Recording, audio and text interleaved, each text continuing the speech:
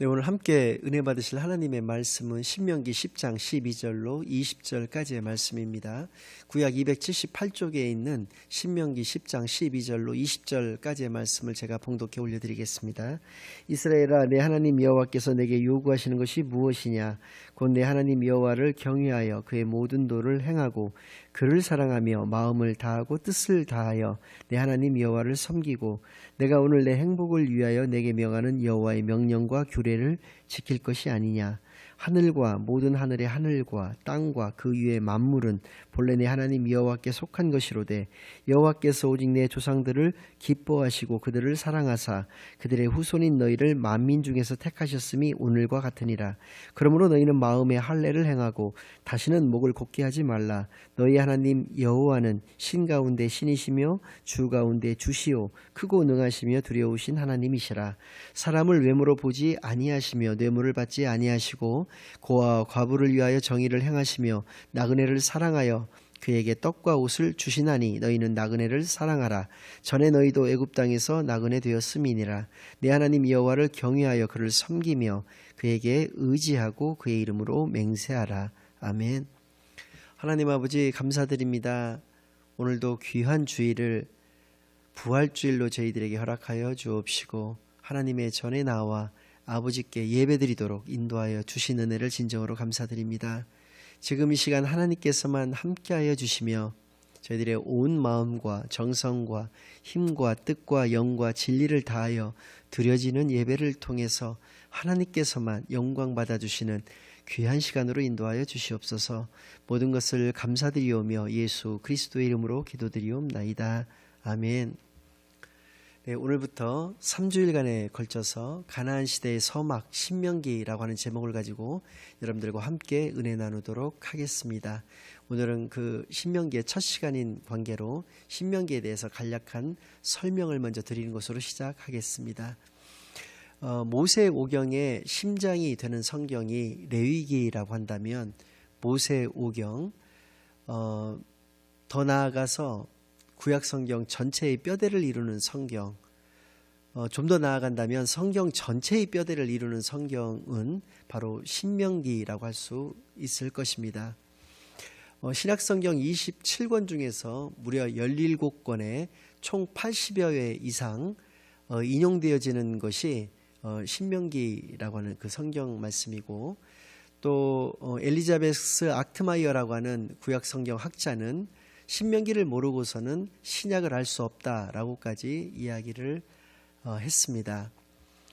신명기의 신자는 하나님 신자나 또 새로울 신자가 아니고 반복할 신 혹은 다시 신자라고 하는 신자를 사용해서 신명기라고 이름하고 있는데, 그렇다 보니까 그 의미는 하나님의 말씀을 새롭게 기록한 성경이라고 하는 것이 아니고 창세기, 출애굽기, 레위기, 민수기까지 나와 있는 하나님의 말씀을 다시 한번 반복해서 설명해 주고 계시는 성경이 신명기다라고 하는 것을 알 수 있다라고 하는 것입니다.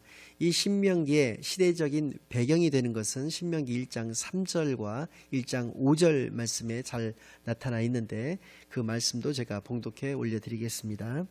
40째 해 11째 달 그 달 첫째 날에 모세가 이스라엘 자손에게 여호와께서 그들을 위하여 자기에게 주신 명령을 다 알렸으니 모세가 유단 저쪽 모압 땅에서 이 율법을 설명하기 시작하였더라. 아멘. 이렇게 말씀해 주고 계십니다. 즉 여기서 40째 해라고 하는 것의 기준이 되는 것은 출애굽할 당시로부터 40년의 기간이 지났다는 것을 의미하고 있습니다. 즉 이스라엘 민족들이 광야에서 40년간의 광야 생활을 이제 모두 마치고 모압 땅이라고 하는 곳에 도착을 하였다는 것입니다.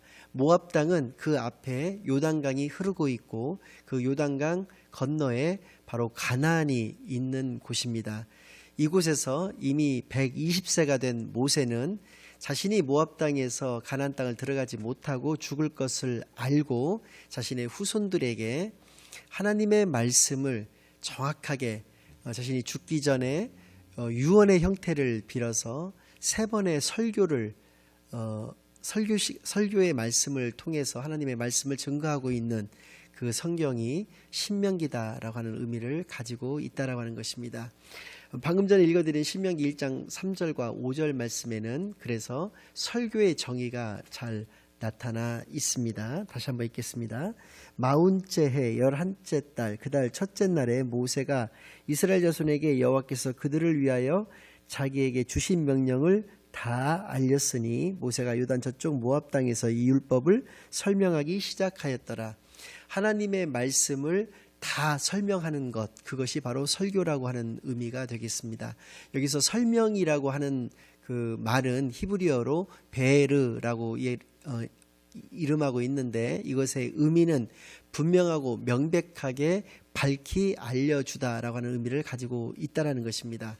그래서 좋은 설교라고 하는 것은 감동적이고 재미있는 설교를 말하는 것이 아니고 또 성경 말씀을 통해서 어떤 개인적인 깨달음이 있다라고 해서 그 개인적인 깨달음을 설파하는 것이 좋은 설교인 것이 아니고 좋은 설교란 하나님의 말씀을 가감없이 다 모두 다 명백하고 분명하게 밝히 알려주는 것 혹은 밝히 증거하는 것, 그것이 바로 좋은 설교다라는 것을 알 수 있고 모세가 이렇게 하였다는 것을 알 수 있다는 것입니다. 즉 다시 한번 정리를 한다면 가나안에 들어갈 수 없는 모세가 가나안 시대의 지도자로 여호수아를 세우고 동시에 창세기, 출애굽기, 레위기, 민수기에 나와 있는 그 하나님의 말씀을 자신의 후손들인 이스라엘 민족들에게 가나안에 들어가기에 앞서서 가나안에 들어가서 이렇게 생활할 것을 자기가 죽기 전에 간곡하게 하나님의 말씀을 다 그들에게 정확하고 명백하게 분명하게 증거한 것이 바로 신명기다라는 것을 의미하고 있다라는 것입니다. 오늘 본문 말씀은 하나님의 백성인 이 이스라엘 백성에게 하나님께서 진정으로 원하시고 요구하시는 것이 어떠한 것인가를 정확하게 나타내주고 있고 그래서 이것을 우리가 깨달음으로 말미암아서 오늘 우리도 이 말씀대로 살아가기를 진정으로 바라는 그런 마음으로 말씀을 준비하였다는 것입니다. 본격적인 말씀에 들어가기에 앞서 한 가지만 미리 말씀을 드리고 들어가겠습니다. 어떤 말이나 글을 강조하는 문학 기법에는 여러 가지가 있을 수 있습니다. 가장 대표적인 것은 대조법이라고 하는 것이 있고요. 또 영탄법, 서리법, 주민 기법이라고도 하는 클로즈업 기법도 그 반대되는 줌아웃 기법 같은 것들이 있을 수 있습니다. 그런데 오늘 읽은 신명기 10장 12절로 20절까지의 이 본문 말씀의 구조는 샌드위치 기법이라고 하는 것을 사용했다는 것입니다. 반복법의 일종이라고 할 수도 있는 샌드위치 기법을 사용했는데 여러분들도 잘 아시는 바와 같이 샌드위치라고 하는 것은 양쪽 그러니까 그 겉을 이루는 그 빵의 부분들이 동일합니다. 같고 그 속만 만드는 사람에 따라서 속재료를 무엇으로 넣느냐에 따라서 이제 달라지지만 그것을 어찌됐든 간에 샌드위치를 한꺼번에 이 통으로 이렇게 먹게 되는 것이 이 샌드위치의 특성인데 마찬가지로 그 오늘 본문 말씀도 10장 12절과 13절 말씀과 20절의 말씀은 동일한 내용이라는 것입니다. 하나님께서 우리에게 그러니까 이스라엘 민족들에게 원하시고 요구하시는 것은 크게 5가지가 나오고 있습니다. 첫째는 하나님을 경외하라는 것입니다. 둘째는 하나님께서 말씀하신 모든 도를 행하라는 것입니다. 하나님을 사랑하라는 것입니다. 그리고 하나님을 내 마음과 뜻을 다하여 섬기라고 하는 것입니다. 또 하나님이 말씀하신 모든 명령과 규례를 다 지키라고 하는 것이 본문 12절과 13절 말씀에 나오는 하나님이 우리에게 요구하시는 것이라고 하는 것이고 20절에는 이것을 4가지로 축약을 했습니다. 먼저 하나님을 경외하라, 또 하나님을 섬기라, 또 하나님을 의지하라, 또 하나님의 이름으로 맹세하라 이렇게 말씀을 하고 계시다는 것입니다. 이것이 표현은 조금씩 다를 수 있지만 내용적으로는 같은 내용을 가지고 있다. 그래서 이것을 샌드위치 기법이라고 한다는 것이고요. 그 속을 이루는 것은 크게 2가지인데 첫째는 마음에 할례를 행하라라고 하는 것이고요. 두 번째는 나그네를 사랑하라라고 한다는 것입니다.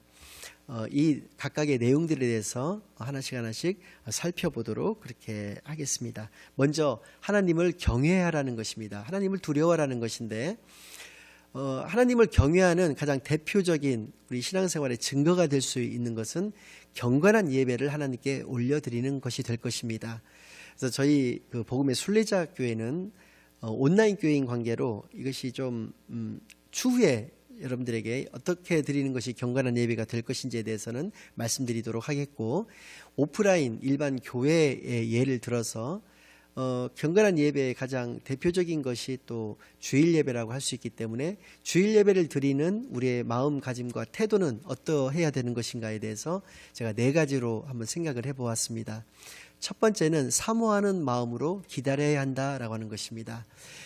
저희들보다 약간 윗 선배 되시는 믿음의 그 선배님들께서는 예배 시간에 있는 그 헌금 시간을 맞이하는 그런 준비 자세로서 어떠한 것을 가졌었냐면, 은행에 가서 신권으로 바꿔온다거나, 아니면 은행에 갈 시간이 없었다고 한다면 자신이 가지고 있는 돈 중에서 깨끗한 돈을 골라서 그것을 다리미로 깨끗하게 다려서까지 준비를 하는 성의를 보였다는 것입니다.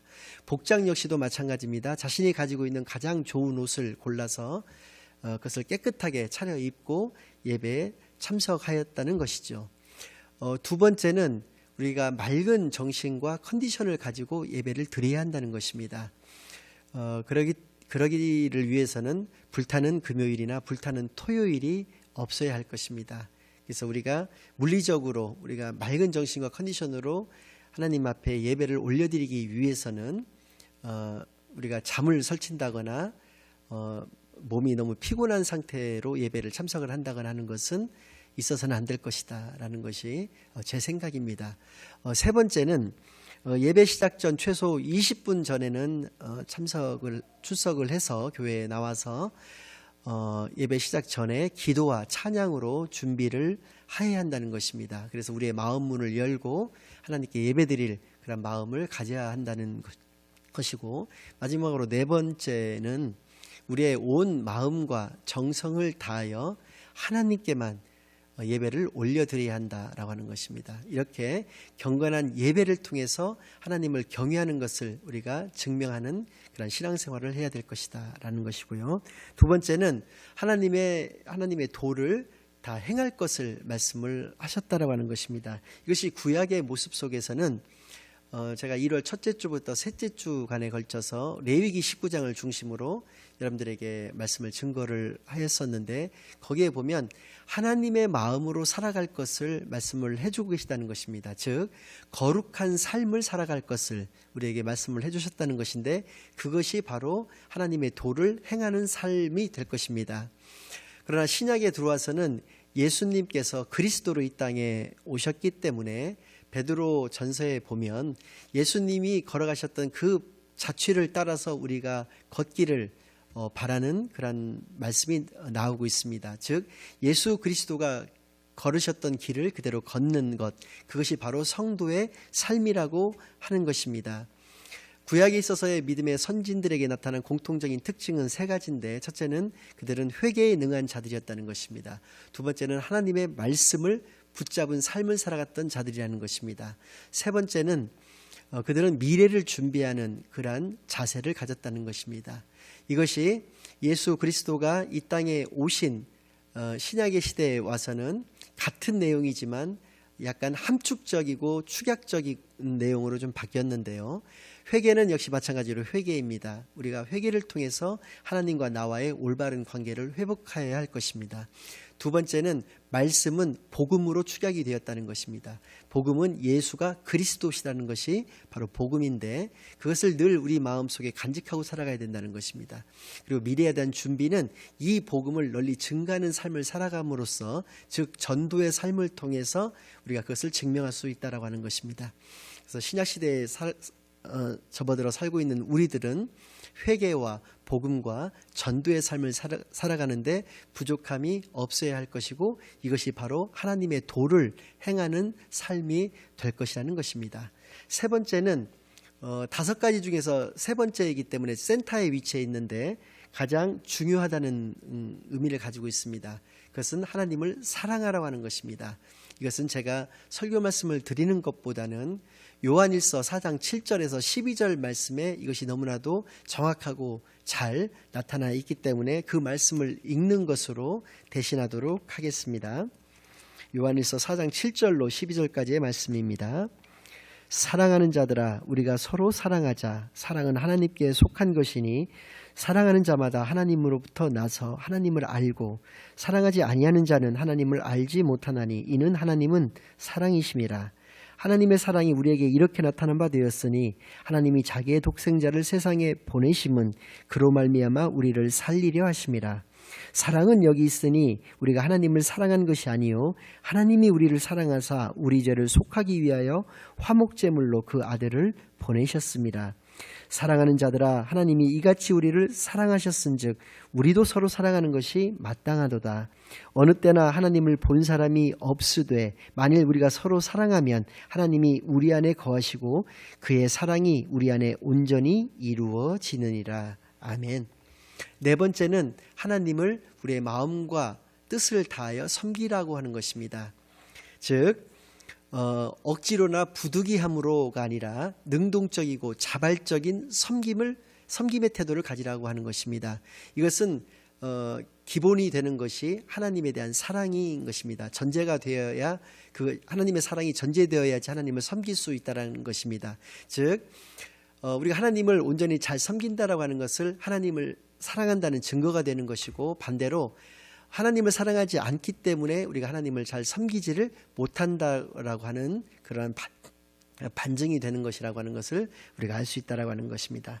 다섯 번째는 하나님의 모든 명령과 규례를 다 지키라고 말씀을 해 주셨다는 것입니다.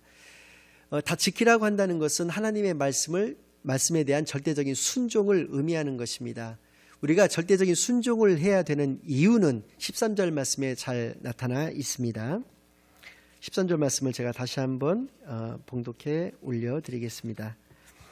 내가 오늘 내 행복을 위하여 내게 명하는 여호와의 명령과 규례를 지킬 것이 아니냐. 하나님의 명령과 규례를 지켜야 하는 것은 하나님을 위해서가 아니라 나의 행복을 위해서 그렇게 해야 된다는 것입니다. 제가 누차 말씀드리고 있는 것은 복이라고 하는 것은 하나님이 나와 함께하여 주시는 것이 복이라는 말씀을 드렸다는 것입니다. 즉 하나님의 말씀에 대한 절대적인 순종을 하는 자에게 하나님은 그와 늘 함께하여 주신다는 것입니다. 그래서 하나님의 말씀을 지키기 위해서는 하나님의 말씀의 절대적인 순종을 통하여 우리가 복을 받게 되고, 복받는 생활은 하나님의 말씀의 절대적인 순종으로서만 가능하다라는 것을 말씀을 통해서 잘 알 수 있다라고 하는 것입니다. 이 말씀을 해주신 이유는 무엇이냐면 그 아래에 나와 있는 말씀과 같이 우리는 하나님의 택하신 백성, 하나님이 택하여 주신, 하나님이 구원하여 주신 자녀이기 때문에 그렇다는 것입니다. 우리가 이웃에 있는 자녀에게 나에게 효도하라고 하지 않고 나의 자녀에게 나에게 효도하라고 하는 것과 같은 원리가 되는 것입니다. 우리가 하나님의 자녀이기 때문에 우리의 아버지이신 하나님께 하나님의 말씀에 순종하는 것이지, 또 그 말씀을 온전히 하나님만을 섬기고 지키는 것이고 하나님을 사랑하는 것이고 하나님을 경외하고 그러는 것이지, 내가 하나님이 내 아버지가 아니신다고 한다면 내가 하나님의 말씀을 지킬 필요가 없다는 것입니다. 우리가 하나님의 자녀이기 때문에 하나님의 말씀을 지킬 것을 그렇게 말씀하고 계시다는 것을 우리에게 분명하게 말씀을 통해서 알려주고 계시다는 것입니다. 이 속을 이루는 것은 두 가지가 있다고 말씀을 드렸는데, 첫째가 마음의 할례를 행하라고 한다는 것입니다. 하나님이 아브라함에게 이스라엘의 모든 그러니까 남자들은 할례를 행하라고 말씀하셨습니다. 할례라고 하는 것은 난지 8일째 되는 그 사내 아이의 그 성기의 표피를 일정 부분 잘라내는 의식을 통해서 하나님의 선택받은 백성이라고 하는 것을 증거로 삼으라고 하는, 육체의 증거로 삼으라고 하는 의식인데, 이러한 육체의 할례뿐만 아니라 마음의 할례까지도 행하라고 한다는 것입니다. 마음의 할례는 무엇이냐면 겸손을 의미한다는 것입니다.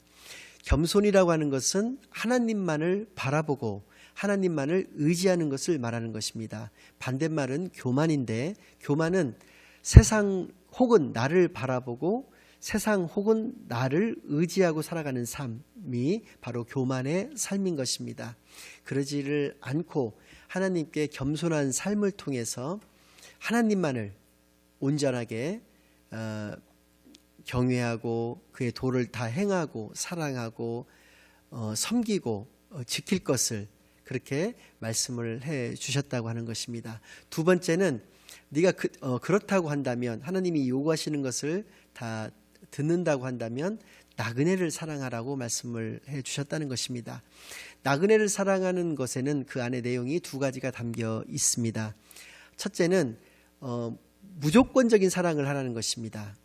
무제한적인 사랑을 하라는 것인데, 무제한적인 사랑뿐만 아니라 더해서 하나님이 공의의 하나님이신 것처럼 그 사랑 안에는 공의가 있어야 된다는 것을 오늘 말씀을 통해서 분명하게 말씀해 주고 계시는데, 10장 17절에서 19절까지의 말씀을 다시 한번 봉독해 올려드리겠습니다. 너희 하나님 여호와는 신 가운데 신이시며 주 가운데 주시요 크고 능하시며 두려우신 하나님이시라. 사람을 외모로 보지 아니하시며 뇌물을 받지 아니하시고 고아와 과부를 위하여 정의를 행하시며 나그네를 사랑하여 그에게 떡과 옷을 주시나니 너희는 나그네를 사랑하라. 전에 너희도 애굽 땅에서 나그네 되었음이니라. 나그네를 사랑하라고, 그러니까 여기서 나오는 나그네는 약자를 대표하는 자가 되겠습니다. 그래서 고아와 과부도 등장을 하고 있는데요. 고아와 과부와 나그네라고 할지라도 물론 그 약자를 억압하지 않고, 여기서 말하는 정의를 행하라는 말씀은, 정의는 막연하고 피상적인 말씀이 아니고 공평한 재판을 받을 기회를, 공정한 기회를 주라고 하는 말씀이 정의를 행하라는 말씀에 담겨 있는 의미입니다. 즉 공평한 재판이라고 하는 것은 약자라고 해서 그를 무조건적으로 편드는 것은 아니고 말 그대로입니다. 말 그대로 그 기준이 되는 것은 죄해야 된다는 것입니다. 죄가 있으면 약자라고 해도 죄 있다라고 해야 되는 것이고, 죄가 없으면 약자도 죄가 없다라고 이렇게 얘기를 해야 된다고 하는 것인데, 그 기준을 하여튼 죄가 된다라고 하는 것입니다. 사랑은 기준이 예수, 이제 뒤에 말씀을 드리겠습니다만은 예수 그리스도가 기준이 되는 것이고, 공의는 죄가 기준이 된다라고 하는 것을 우리에게 말씀을 해주셨다는 것입니다. 결론을 말씀드리겠습니다. 앞서 말씀드린 바와 같이 공정한 재판의 기준은 권력이 되어서도 돈이 되어서도 안 되고, 또 그리고 그 반대의 경우가 되어서도 안 된다라고 하는 것을 우리에게 말씀해 주셨다는 것입니다. 오직 죄의 유무여야지만이 된다라고 하는 것이 바로 하나님의 공의의 정의가 되는 것이고 기준이 되는 것이다 라고 하는 것을 우리가 깨달아 알 수가 있다는 것입니다. 응용해서 말씀을 드린다면, 좋은 목자의 기준은 교회의 사이즈나 성도의 숫자나 또 목회의 연륜이 되어서는 안 되는 것이며, 오직 하나님의 말씀을 정확하게 증거하느냐가 되어야 한다는 것이고요. 좋은 성도의 기준은 마찬가지로 헌금의 양이나 봉사의 양, 또 어떤 신앙의 어떤 그 전통, 이런 것들이 되어서는 안 되고, 오직 하나님의 말씀만을 순종하는 것이냐 아니냐가 기준이 되어야 된다는 것을 우리가 알아야 한다는 것입니다. 무제한적 사랑의 모델은 우리에게 분명히 알려주셨는데, 하나님이신 예수님께서 천지를 창조하시고 나를 지으신 그 하나님이 나의 죄 때문에 이 땅에 육신으로 오셔서 아무 죄 없으신 그 예수님께서 십자가에서 모진 고통 가운데 죽으시고 또 부활하심으로써 이 모든 것을 증명하여 주신 그 사랑을 가지고 살아가야 된다는 것인데, 하나님이 거룩하시기에 하나님의 자녀인 나도 역시 거룩해야 한다는 것과 같이, 하나님이 사랑이시기에 하나님의 자녀인 나도 역시 사랑의 삶을 살기를 바라신다는 것을 우리가 깨달아 아시는 시간이 되시기를 바라겠고요. 이 모든 것이 함축되어 있는 말씀이 예수 그리스도, 즉 복음 안에 그것이 담겨 있다라고 하는 것입니다. 그래서 이를 믿기만 하면 우리를 구원하여 주신다는 것이 바로 구약과 신약의 원리, 즉 성경의 원리인 것이고 하나님의 뜻이라고 하는 것을 깨달아 아시는 시간이 되시기를 바라겠고요. 그래서 예수를 그리스도로 영접하심으로 말미암아서 구원받는 복된 복음의 순례자 교회의 성도님들이 다 되시기만을 예수 그리스도의 이름으로 간절히 축원합니다. 아멘.